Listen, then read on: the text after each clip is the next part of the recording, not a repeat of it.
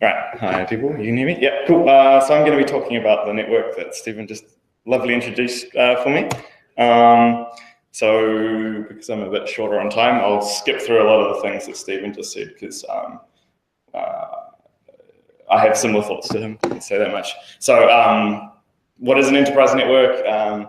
It connects users to things that they want to talk to. So that could be some kind of cloud service, that could be a printer, that could be some kind of website on the internet, those kind of things.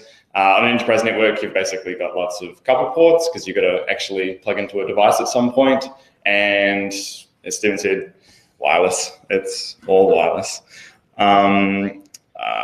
For me, so I'm a lot smaller than Google. So I'm going to give the perspective of a mostly single network operator. I'm one person, and I'm going to show if you use the same concepts that Google do, you can achieve the same goals, and you don't actually need too many resources to do that. So for us, we're a university. We have lots of strange old buildings, and we've got to make networking work in those.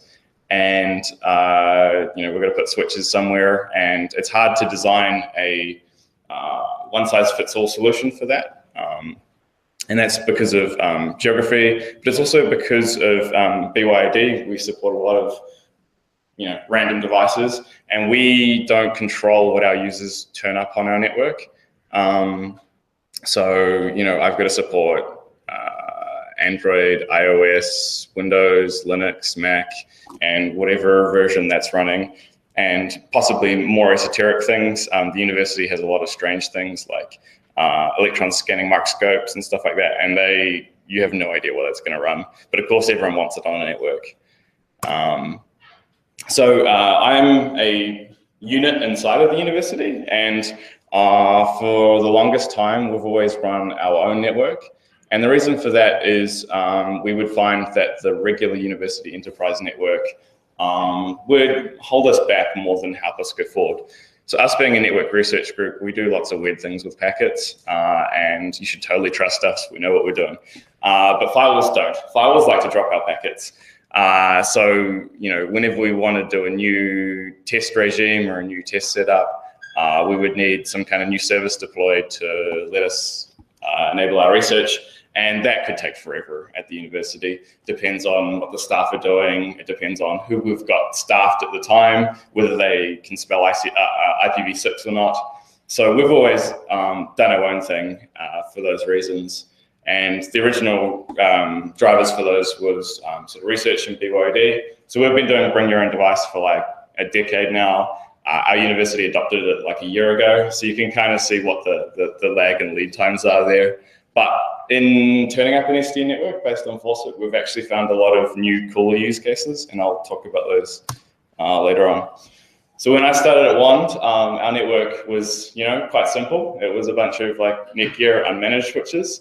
So it wasn't the prettiest thing in the world, but hey, it let us actually do things. So it was well worth the $20 or whatever that cost. And we know how to log into Linux boxes. So, we have always basically had a Linux router or firewall device on our network. And, as technology's increased, as port speeds have increased, so has being able to do stuff quickly on Linux. So that's worked very well for us. So my first version of this network that I built was the second generation one. And basically I found a bunch of Dell switches that I could get for free, and so I was like, that's cool. I'll put that on my network, and that let us go to gigabit. It also let us manage them with the great tools such as SSH. And but the cool thing about that was we added VLANs, and that let us do some more technical things, which was quite nice. And I should point out my network is called Red Cables, and the reason for that is the cables are red that go into it. And the reason for that is we like to be organized at Wand, so we have different colors for different networks. So yes, this is my network. I started building it probably in February. It's now got its own AS number, so that means it's legitimate. And it has V4 space, 2/24s, and it now has V6, thank you, AP Nick. At the moment, deployed, it's about 248 OpenFlow ports. And the network design is this. From the get-go, we definitely wanted multi-vendor. And the reason for that is I don't have a purchasing division, and I don't have people to go harass vendors for me to get great deals. So I buy whatever I can get my hands on. And that means that what I buy today might not be what I can afford tomorrow. So I need to be able to buy whatever device is available to me, and I need to put that on my network, and I need it to work. And with Faucet, I can configure it the exact same way, no matter what I buy, which is very nice for me. Hopefully this diagram will look quite natural to someone who's seen a network before. We have a core. For me, that's 10 gig. And it's a Linux box that runs a bunch of VMs and services, and one of those services is the Faucet controller. And then that's running Open vSwitch, accelerated by DPDK. And that's all controlled by Faucet. And then that breaks out to basically an aggregation layer, which is an Allied Telesis, a Cisco, and an Aruba at the moment. And then that aggregation layer breaks out to a bunch of port-dense Allied Telesis switches, so they're 52-port switches. And that's where we're getting our port density. You can't really do that in a Linux box. So that's the idea there.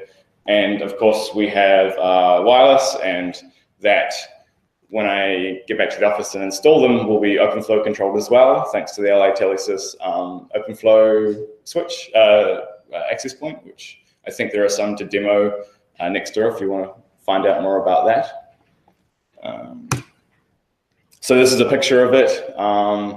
It exists. This is basically when we plugged it in for the first time. Linux box isn't pictured because that's in some dark, dingy rack, but there it basically is, all with blinky lights. So one of the things we do is we run lots of different Faucet controllers, and the reason for that is you get to load balance. So Python isn't the most fantastic thing in the world for being able to let you use lots of CPU threads due to its global interpreter lock. So if we just run lots of different Faucets, and it's quite easy to do that, then you get to load balance what's doing what. And we also can do a bit of separation of duties. So I've got one controller on my network that handles routing, and I've got two that do layer 2.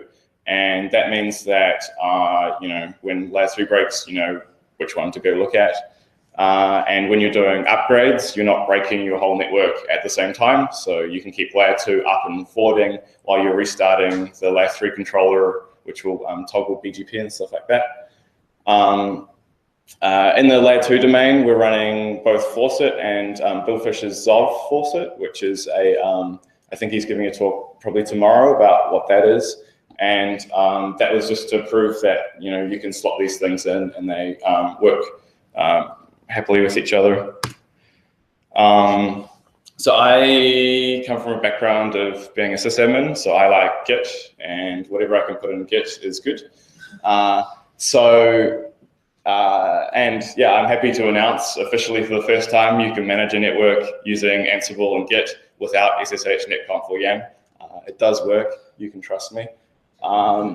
We basically, because we've got Faucet in there and Faucet has a config file and config files go nicely into Git, we can basically manage everything on our network using Ansible, which is a configuration management system. And so basically all our VMs are configured through libvirt, through some XML, through Ansible. All our updates are done through Ansible. All our software package installations done through Ansible. And what that means is basically every commit in our Git tree, it represents different network state because everything's in there. And so that makes like rolling back and using your Git primitives to manage a network all work.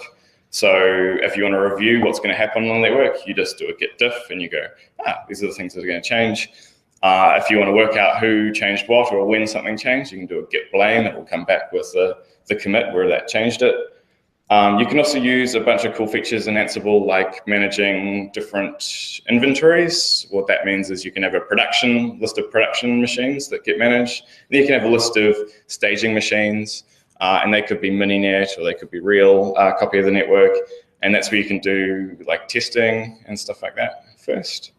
My network's also open source on GitHub because I thought that was cool. So if you go there, you can see every line of code that's running on my network, and that is actually what is running right now. I'll brush over this quickly, but I said before we run services on our Linux box, and some of those services are like our own network monitoring project. We also work with this company in New Zealand called Catalyst IT, and we use their DDoS monitoring thing.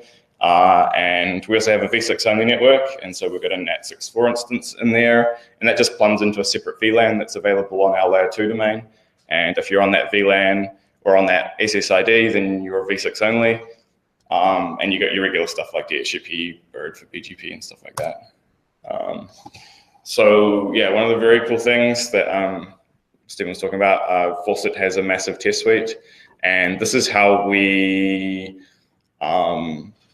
basically make sure what's going to be put on the network is going to work. So every new code commit to Faucet will now automatically be tested with Travis. So we know that when new commits come in, new pull requests, before we merge them, they're not going to break things. But we also implement, tests for features we use on red cables in the test suite, and that means that we know that those features are going to work when we do a code deploy. And going back to that, cyber RFP term, I didn't put the term on there, but I put it in words. Instead of like having to parse like these 100-page PDFs from a vendor with checkboxes and lists of RFCs, you can run the test suite on a new device, and you know whether it's going to work or not, rather than having to get a highlighter out and look at feature matrices and try and guess whether something's going to work, which is cool for me because it lets me get back to doing like my job. So yeah, we've also got the idea of push on green. So when we've got this test suite, we can run the test suite, make sure our tests look good, and we can do, ideally, we'd have a continuous integration tool that would automatically push that to my network.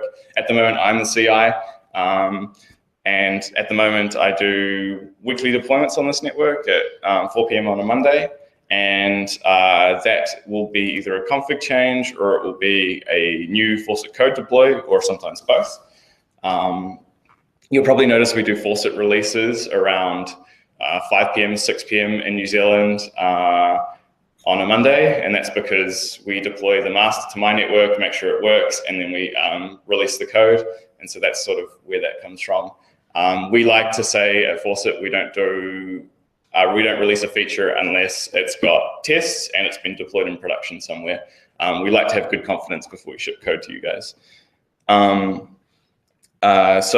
the service interruption is pretty good. It's only about 8 seconds if we have to do a code deploy to the layer 3 controller. And that's because we have to flat BGP, which unfortunately takes a little while to come back. If you're doing just a config change, Faucet knows how to do that hitless. And so there is no service interruption if you're doing just a simple config change. So the coolest thing for me in Faucet is this idea of policy. And policy is how you implement what you want and tell Faucet what you want to do that's different to what it does by default.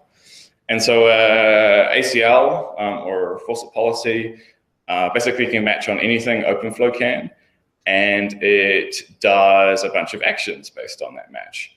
And the ones we support at the moment are drop and allow, which let you do firewalling. We've got output, lets you do port mirrors or copy traffic. And we've also got this modify one for modifying parts of the packet, and that's how you do like NFV type services, because you can rewrite MAC addresses and stuff like that. If you come to my session this afternoon, I will demonstrate this in my live coding tutorial thing. And basically, Faucet at the moment has a few different points where these ACLs can be applied. So we've got simple port-based stuff, so that's just matching to a physical port. We've got VLAN stuff, so you can apply one policy to a group of machines, so that lets you reduce how many rules you have. You can apply ACLs between VLANs when you're doing routing, which is cool. And you can also, a recent one we've been trialing is doing it on routing. So you can do policy-based routing. So you can pick, which upstream or which fib a host box is gonna go on. So there's particular stuff I'm using. So port-based ECLs will give you DHCP v6 spoofing protection. That's where I implement router guard. I do BCP38 there. In the past, I've done copying EA poll frames off to some kind of NAC to do authentication for hosts and authenticating back to Faucet. Oh yeah, on my v6 only network, I was on a call one day with some friends introducing them to my network, and they really liked the idea that I had this v6 only network, and I had the great idea about dropping a policy on there for blocking everything that's not the v6 ether type, because if you're doing v6 only, you've got to do it right. So while I was on the call, I typed out the policy, I loaded it, and call didn't drop, and then I had no more v4 on my v6 network, which was quite nice. So yeah, we can go across those. So some real life sort of examples now. So hello. Yep. While I was building this network over this year, we've seen some pretty bad security vulnerabilities, especially for the enterprise.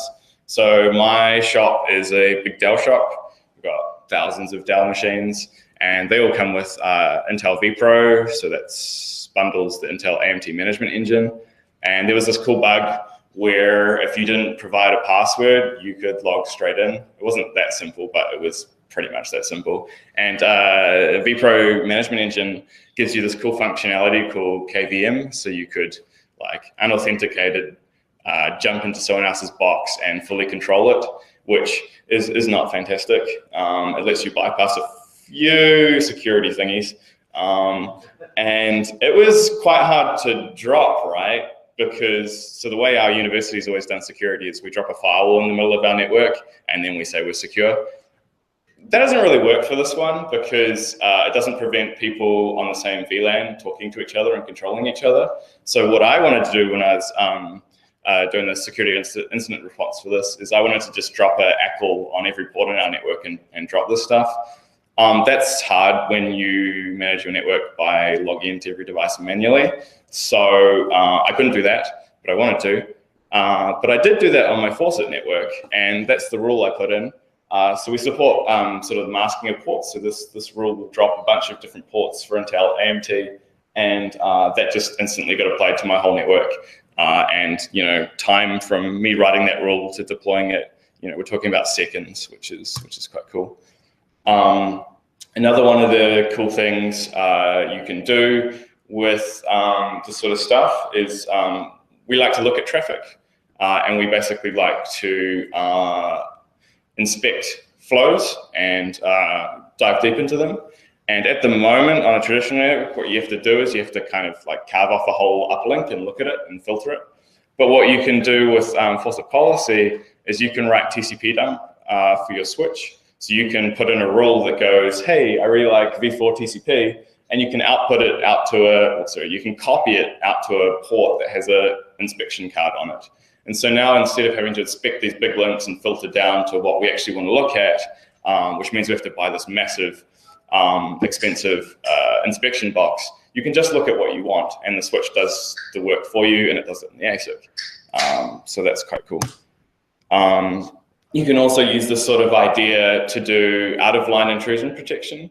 So a lot of the ways I've seen people implement IPS at the moment is they put it in line with their network, and so you have some third-party vendor box that has a cable in one side and a cable out the other side, and when that breaks, your internet goes down, but hey, at least you're secure when that goes down, I guess. So it's kind of functioning. What you can do here is you can carve out all your packets to an IPS box that's not in line with the network, and it can write policy back to Faucet. And then in that way, you can drop flows without having to rely on and have this dependence on this third-party vendor box. And you haven't got a bottleneck there anymore. So one of the things I'm very keen on is network visibility. And Faucet lets you do that quite easily. And we very early on worked out we didn't want to write the Faucet NMS because that would add, the 1,000th NMS that existed. So we use this thing called Prometheus, which is basically a database and alerting engine and query engine. And we basically just try and put as much stuff in there as we can.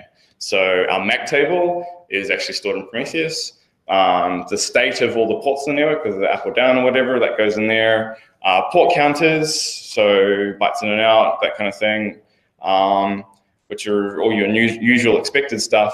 But then we also put stuff like OpenFlow channel utilization in there, so we can make sure we're not doing silly things with the control channel, which is quite a constrained resource.